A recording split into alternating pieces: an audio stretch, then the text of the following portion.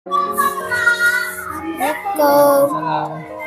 Pak, saya dapat belajar tugas wawancara, mewawancarai Pak Boli. Ini di sebelah saya ya? Bagaimana cara Pak Bim menjadi guru? Oke, baik. Terima kasih. Jadi, sebenarnya cita-cita saya itu memang mengajar. Seperti itu. Maka dari itu, waktu kemarin saya sempat bekerja di Jakarta, bekerja kantoran. Akhirnya saya memilih pulang, sebenarnya ingin lanjut sekolah lagi. Tapi karena masih menunggu waktu untuk sekolah lagi, saya memutuskan untuk pergi mengajar di SD 1 Sarongan.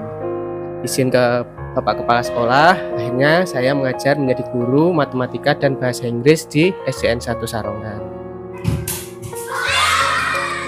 Apa tujuan Pak Bim menjadi guru? Oke, kenapa kok saya suka mengajar ya? Suka mengajar, akhirnya saya jadi guru di SD 1 Sarongan. Karena saya merasa mengajar itu seru, asik, menyenangkan. Juga saya punya cita-cita supaya adik-adik ini bisa, terutama dalam pelajaran yang saya ajar. Kan matematika sama bahasa Inggris menurut banyak adik-adik ini pelajaran yang susah gitu ya. Nah, saya pengen mencoba mengajarkan apa yang saya bisa itu dengan cara yang paling mudah, paling sederhana, sehingga bisa diterima sama anak-anak di SD 1 Sarongan seperti itu. Kapan Pak Bukhari menjadi guru?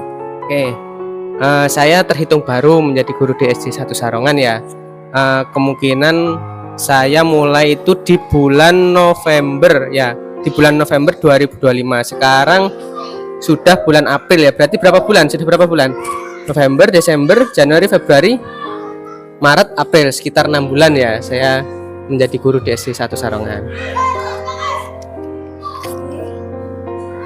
Mengapa Pak Bukhari memilih sekolahan ini? Oke, baik, terima kasih. Sebelumnya saya datang ke Ibu Kepala Sekolah waktu itu ya, waktu itu masih PLT Ibu Fatmawati yang sekarang diganti oleh Pak Yudi. Nah, waktu itu saya memang menawarkan diri apakah di SD 1 Sarongan ini butuh tenaga pengajar, tenaga pendidik seperti itu. Nah, sebenarnya sama Bu Wati kemarin ingin ditanyakan juga ke SD-SD yang lain, tapi ternyata di SD 1 Sarongan juga membutuhkan, terutama dalam pengajaran bahasa Inggris seperti itu. Jadi akhirnya saya memilih mengajar di sini. Bagaimana cara Pak Bim mengatasi murid-murid yang sudah susah diatur? Oke, baik. Jadi ada beberapa cara yang saya lakukan seperti itu. Jadi tergantung juga dari apa yang dilakukan oleh murid tersebut. Jadi saya nanti akan membagi klasternya itu apakah pelanggarannya itu masih bisa ditoleransi, misalkan hanya dengan nasihat-nasihat, atau dengan teguran-teguran, atau juga mungkin hukuman.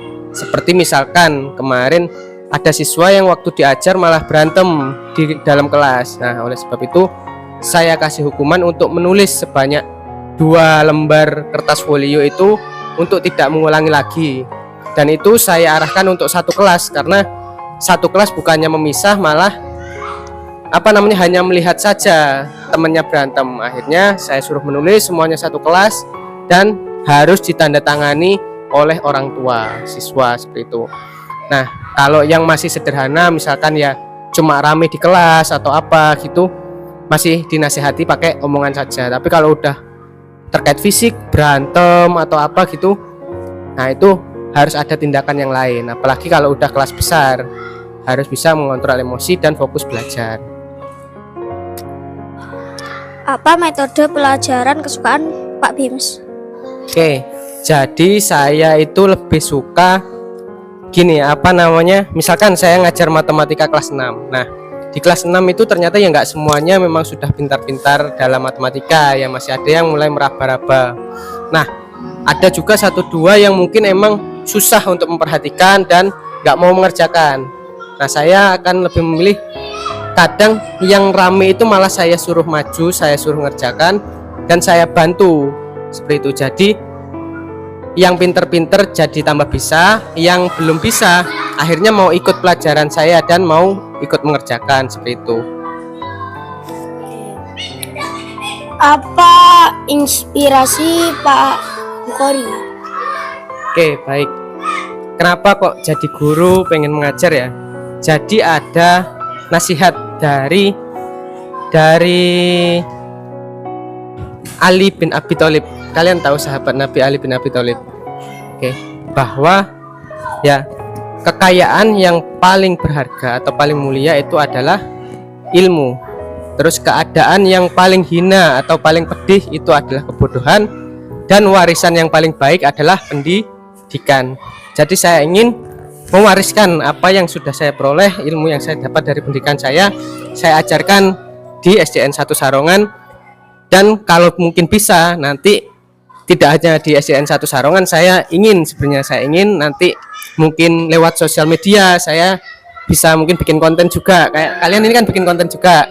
Nah, saya ingin bikin konten gimana sih cara mengerjakan matematika itu yang mudah kayak gitu dari dasar. Karena saya pernah melihat ya di YouTube, di sosial media ada anak-anak SMA bahkan sudah lulus SMA masih bingung cara tambah-tambahan, cara pembagian dasar. Nah, saya ingin semuanya itu bisa minimal untuk menghitung matematika dasar seperti itu. Ada lagi? Sekian, terima kasih untuk waktunya.